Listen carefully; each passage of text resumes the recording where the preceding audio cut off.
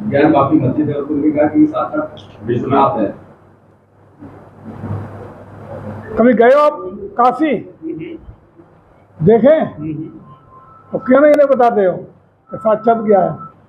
तभी छज्जा के लोग वास्तविक स्थितियों को नजरअंदाज नहीं किया जाता, लेकिन चूंकि मामला न्यायालय में है इसलिए सरकार इंतजार कर रही है। माननीय न्यायालय का जो भी आदेश आएगा उसका सम्मान होगा, लेकिन वास्तविक स्थितियां परिस्थितियां दोनों पक्ष जानते हैं।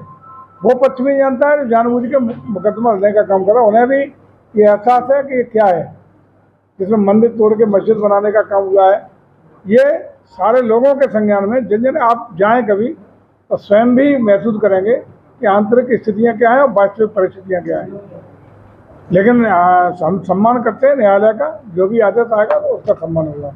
विधानसभा उपचुनाव कर रहे हैं, कल संघनाद कर रहे हैं विपक्ष वाले, ये कह रहे हैं कि साइकिल यात्रा के रास्ते से संविधान बचाओ यात्रा। झूठ का पुलंदा बार बार निकलता। अपने यहाँ एक कहावत है कि काठ की अड़िया बार बार नहीं कर सकती। संविधान बचाओ के नाम पर, आरक्षण बचाओ के नाम पर 1 लाख रुपया सालाना 8,500 रुपये महिलाओं को देने के नाम पर, जो पार्लियामेंट के चुनाव में इंडी गठबंधन के द्वारा जो लोगों को भ्रमित करके, गुमराह करके, झूठ बोल के जो वोट हथियाने का काम हुआ है, वो अब उससे उत्तर प्रदेश नहीं, जहाँ उससे उस नारे से, उनके प्रचार से जो भी लोग हैं, जो भी क्षेत्र प्रभावित हुए हैं, अब किसी भी कीमत पर अपने को ठगा महसूस कर रहे हैं। उन्हें लग रहा है कि ये तो हमारे साथ धोखा हो गया। तमाम महिलाएं आज वो 8,500 रुपये जो फार्म इन्होंने महीने के भरवा रखे थे, उसको भुगतान के लिए प्रदेश कार्यालय कांग्रेस के घूमती है और विभिन्न बैंकों में बेचारी लाइन लगाए घूम रही हैं, अपने को ठगा महसूस कर रही हैं।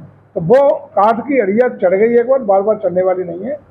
लोग, न भारत का संविधान कहीं जा रहा है, न आरक्षण कहीं जा रहा है, और बार बार भारतीय जनता पार्टी और उसका शीर्ष नेतृत्व, प्रदेश की सरकार और भारत की सरकार बार बार आश्वस्त कर रहे हैं और बार बार आश्वस्त किया है कि भारत के संविधान के अगर असली सजग पहरी हो तो भारतीय जनता पार्टी है।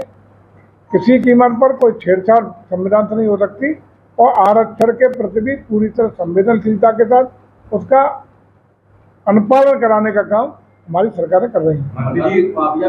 अखिलेश यादव मठाधीश और माफिया में कोई ज्यादा अंतर नहीं बताते हैं, कैसे देखते हैं इसको? देखिए, मुझे लगता है कि सत्ता के बाहर ये लोग, चूंकि तीसरी बार देश की जनता ने आदरणीय मोदी जी को देश की बागडोर सौंपने का काम किया है, तो सत्ता से बाहर रह करके ये लोग पूरी तरह अब परेशान हैं, दिग्भ्रमित हैं, दिशाहीन हैं, और एक ऐसी मनोदशा इनकी हो गई है कि अपने कुछ भी ऊल जलूल बातें करने पर आमादा है। मैं समझता हूँ ईश्वर ने सद्बुद्धि दे ताकि लोकतंत्र की मर्यादाएं, लोकतंत्र की रक्षा और लोकतंत्र के जो भी मानक और सिद्धांत हैं, देश का बहुत मजबूत लोकतंत्र रहा है, ऐसे लोकतंत्र की रक्षा हो सके।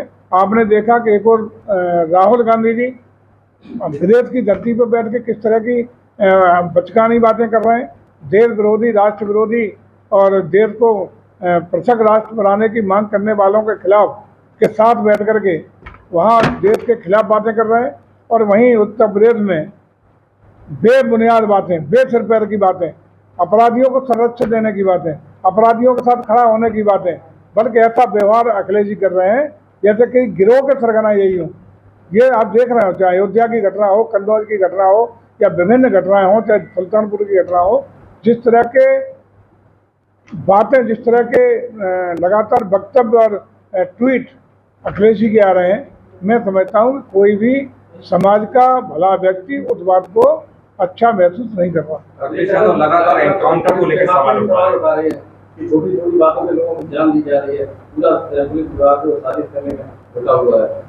देखिए, आप हम सब जानते हैं, पूरा प्रदेश जानता है कि 12 से 17 की अखिलेश जी की सरकार हो या समाजवादी पार्टी का मूल चित्र रहा हो, जितना बड़ा अपराधी उतना बड़ा समाजवादी, हमेशा संरक्षण न देने का काम किया है। और जब भी किसी अपराधी के खिलाफ कोई प्रभावी कार्रवाई उत्तर पुलिस करती है, तब दर्द अखिलेश जी और समाजवादी पार्टी को होता है। आज भी अपराधियों के खिलाफ चाहे एनकाउंटर की बात हो या कन्नौज की घटना को आप देख लें, अयोध्या की घटना को देख लें, या अन्य घटनाओं को देख लें, जहाँ जहाँ घटनाएं हुई हैं और जो सीधे दोषी पाए गए हैं तो समाजवादी पार्टी के सीधे इनके जुड़े हुए लोग, सीधे इनसे संरक्षित लोग सीधे दोषी पाए गए हैं।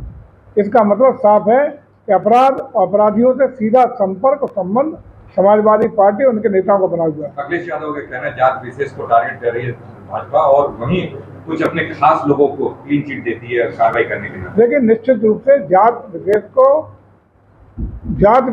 भी नहीं, जात विशेष के अपराधियों को अगर संरक्षण देने का कोई काम करता है समाजवादी पार्टी करती है।